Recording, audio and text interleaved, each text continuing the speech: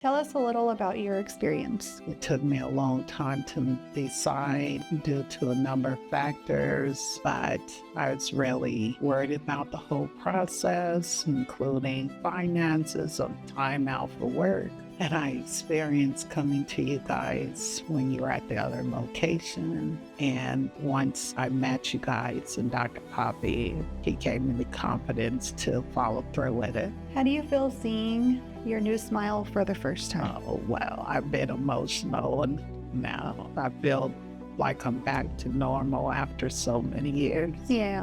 What was your first thought when you looked in the mirror? Just reflecting on the journey that I've taken, the ups and downs, now just having the confidence of being able to continue on my journey with a lot of self-confidence now. How has your confidence changed since the procedure? Wow, people look at me and they hear me now and not just me thinking how I'm presenting myself, not being able to smile, not being able to, sing in the choir and stuff like that. So now I'm going to go join the choir. Yeah. What would you say to someone thinking about getting this done?